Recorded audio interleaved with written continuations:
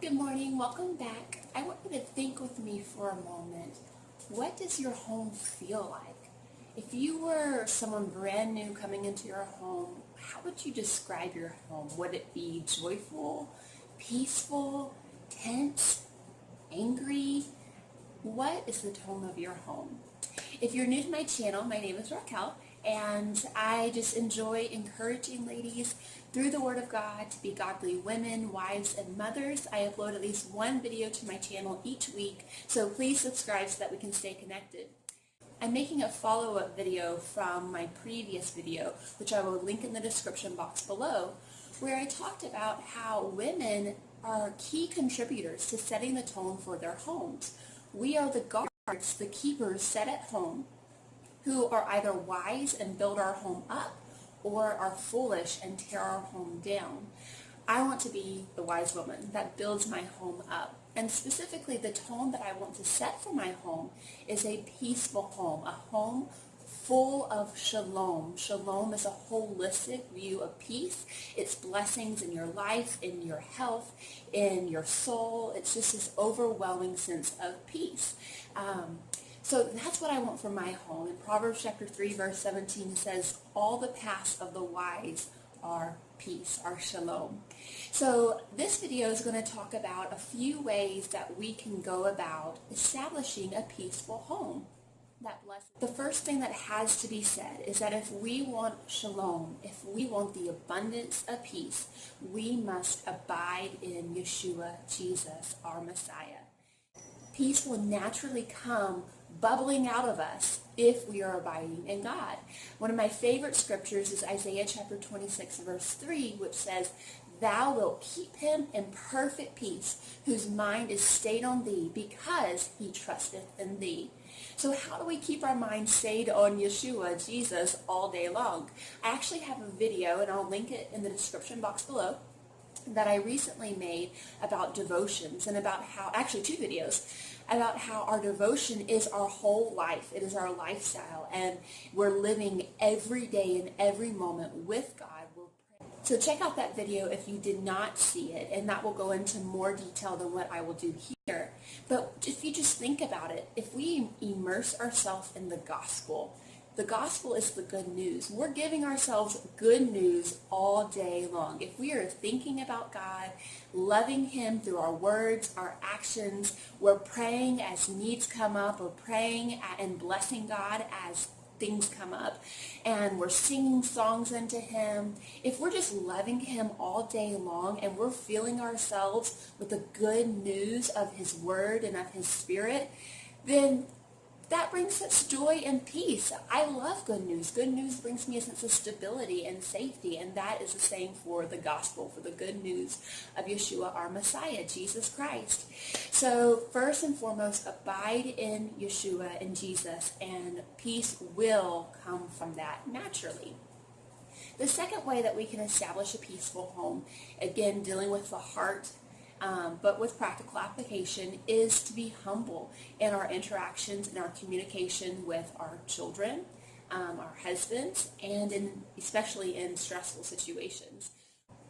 Psalm chapter 37, verse 11, which was also quoted by Yeshua, Jesus, in Matthew chapter 5, is, "The meek shall inherit the earth and shall delight themselves in the abundance of peace," of shalom. I love that. They will delight themselves in the abundance of peace.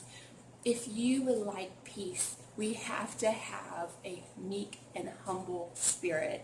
And what that looks like with our children is kindly teaching them as an example, kindly, patiently, and lovingly teaching them. So for example, let's say my kids are on the carpet and they're playing with blocks, and all of a sudden they start screaming at each other. Occasionally, I need to humble my priorities of the moment, whatever I'm doing, go sit down with them on the mat, and kindly teach them by my example how to share. I know I can't always stop what I'm doing and come and show them how to share, but through this kindly teaching them, as I have the opportunity all throughout my day, it builds a relationship with them, it helps them to build a relationship with each other, and it creates a much more peaceful home. With your husband, it would look like respecting him or looking to serve him and bless him in whatever way that you can. Philippians chapter 2 verses 1 through 8 is actually one of my favorite scriptures that talks about humility. And it always leads me back to the question, how can I serve and how can I bless? And this is not just applicable to marriage, but it is applicable in marriage too. So with your husband, respect him. Maybe you're in a disagreement and you just choose to have a calm tone, or maybe you choose to bless him when you know he's had a long, exhausting day and you meet him at the door with his slippers and a nice warm or cold drink, a refreshing drink, something special, or maybe you draw him a bath or whatever it might be. You just look to serve him and to help him and to be a blessing to him just because God is good, he's good to you, and you want to reflect that goodness on your husband. And that's going to help build your relationship with your husband. It's going to help your children to see what a relationship, a godly relationship should look like, and that's going to help build a peaceful home too. And then finally on this point, with stressful situations, I always go back to James chapter 1 verse 19, which says, be swift to hear, slow to speak, and slow to wrath, because the next verse says the wrath of man does not work the righteousness of God. So whatever that means in your context, if there's a stressful situation, try to practice self-control by the Spirit and remain calm, think thoroughly through whatever is going on, and respond with mercy, compassion, grace, love, whatever is necessary. The third way that you can establish a peaceful home seems a little bit disjointed from these others, but I think it is a very crucial key, and that is to eat nutritiously and to stay hydrated with plenty of water. Exodus chapter 23, verse 25, God says, and if you will serve Yahweh, the Lord your God, then I will bless your bread and your drink, and I will take away all the sicknesses from you. Our health does affect our mental clarity, our energy levels, just our moods and emotions, and just our overall sense of well-being. If I have a headache, like I did this past week, I had 3 days of headaches. My wisdom teeth are coming in. I know I'm 25 and I have wisdom teeth coming in. And they were just giving me headaches, and I felt so unproductive. I did not feel well enough to engage with my children and things like that. So the way that we feel does affect the peace in our home, whether we're building up relationships or tearing them down or just neglecting them for a while. Our health does make a big difference. And actually I have a couple of resources to share with you. First and foremost, Leviticus chapter 11 and Deuteronomy chapter 14 are some guidelines of a healthy diet that God gives us. And what's interesting to note about these guidelines is that he says the reason why certain meats are clean and certain meats are unclean is because these unclean meats are an abomination. That's very strong wording. God does not call many things an abomination relative to everything that's in the Word of God. There are very few things that he uses such a strong word as abomination. And the best definition I have found for an abomination is that it is an utterly detestable thing and it is a cursed thing. So I do not want to put cursed things in my body. I know that, maybe putting a cursed thing in my body is not necessarily going to go from my stomach to my heart in the sense of like sin and defiling my spiritual walk with God, unless I'm doing it in direct disobedience and rebelliousness to him, and then of course that's the issue. But I know that my food is not going to go from my belly to my heart, switch from the physical to the spiritual necessarily. But if God says it's a cursed thing, I'm going to trust him with my health. I don't have to know all the science. I'm just going to trust him. So look into Leviticus chapter 11 and Deuteronomy chapter 14. But the other resource I wanted to share with you is this book. It is Nourishing Traditions by Sally Fallon. And I will actually link a video about how to make chicken bone broth in my description box. Not necessarily because of the chicken bone broth, but because I open up this book just a little bit and I tell you a little bit more about it. It is one of the best cookbooks and textbooks I have ever come across, and I reference it all the time. I probably have portions of it memorized, honestly, because I've been to it so often. So check out that video so that you can kind of take a sneak peek into that book. It's just 2 minutes, so it's really short, but it still will give you an idea.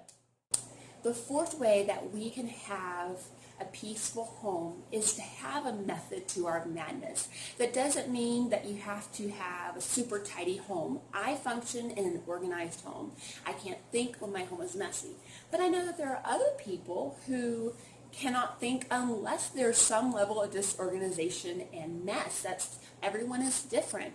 But having a method to your madness is really going to give your mind peace. You're not having to put so much effort out mentally to have the level or quality of life that you like.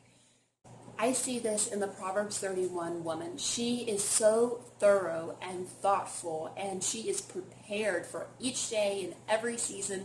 We read all throughout Proverbs 31 that she's like a merchant fleet bringing her food from afar. So she had to organize that to be able to go out, get the food, come back, and travel and make it at home. She rises while it is still night. She thinks and considers whether she should buy a field.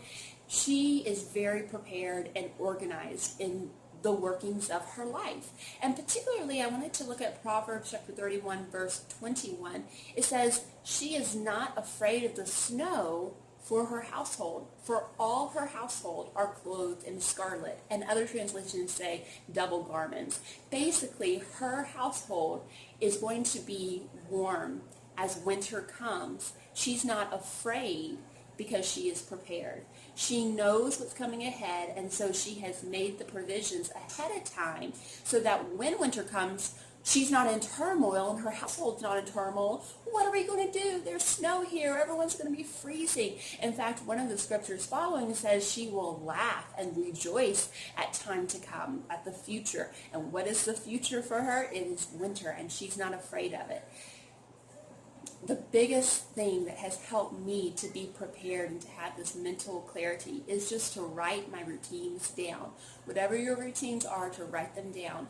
Because sometimes you wake up in the morning and you just don't feel together. Something's wrong in your mind and you're discombobulated and you can't think, okay, I do this every single day and I can't think. What is the first thing that I do? So I have it all written down in binders. This one is my homesteading binder, but I do have a homemaking binder. I have a meal plan running list so that if I can't think of something, instead of just being in turmoil and, oh no, what am I going to make for dinner? Or, oh no, what do I do? What do I do next? I can just look at that list and it takes all that mental turmoil and effort out of the way, and I can just be at peace and say, oh, I have chicken teeth thawed. I'm going to cook chicken pot pie today. It's on my list. It's one of the things I can make. I'm going to make that. So whatever you prefer to do, whether you like to have your meal plans, Mondays this, Tuesdays this, Wednesdays this, or whether you like to just take out something from the freezer and then decide later what you're going to do with it, having a running list of meal plans that you can just look back to is so helpful. I have a notebook for my meal plans. And actually, I think I have a video about that, and I will link that to you in the description box also. I forgot about that. But, cleaning routines, my speed cleaning routine, I have it 1, 2, 3, 4, and then if I just don't feel mentally there, I don't stress about it. I just go to my binder and look, oh yes, put a load of laundry in first. So having it written down has really helped me to be at peace in my mind. And it also helps me through different seasons of my life. So for example, when I have a child who's born and all of a sudden my life is kind of, unsettled, I'm trying to figure out what to do, I don't have to flounder like I have in the past of how do I manage all this. I have a plan, I have systems, and I don't have to think about what they are because they're written down. So that is so important. If I could just please do that, it's so helpful to me.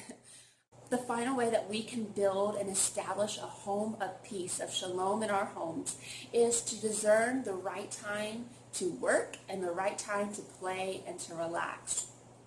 And this can be difficult, especially finding a balance of work and play. But we see that God himself has this balance. He says, 6 days you shall work, and the seventh is a day of rest to Yahweh, to the Lord your God. If you look in Luke chapter 10, I think it's verses 38 through 42, you will find the story of Mary and Martha. Mary and Martha had Yeshua as a guest in their home. And while Martha was serving and being anxious about, all the preparations and everything being perfect, Mary was sitting at Yeshua, Jesus' feet, and just enjoying his presence. And when Martha came and said, my sister should be helping me, Yeshua said, Martha, you're troubled about this. You're not at peace. You're anxious. You're in turmoil over this. But Mary has chosen the more needful and the good thing. So there is a time for rest and there is a time for work. And we have to know the difference between the two. One way I try to implement a balance is having everything or mostly everything done that I need to have done before my husband comes home. That works for me because I'm a stay-at-home mom and wife. But have as much done before my husband comes home or as much done before I have guests over, so that rather than cleaning up while they're here, I can just focus on enjoying my time with them and building relationships with them. Of course, there will be last minute things that you have to do, cleaning up after dinner, for example. But I don't have to do, 2 hours of cleaning because it's already been done. So anyhow, I hope that was helpful to you. These are just a few ways to establish peace in your home. Of course, there are many more ways that you could, but this could maybe get you started. I am so thankful that you joined me today for this video. If this blessed you, please like it right now, and then comment below if you have something to share. I would love to hear with you. Please also share this with your friends if you think that they would benefit from it and be blessed by it. I will talk with you ladies later. God bless you, and bye-bye.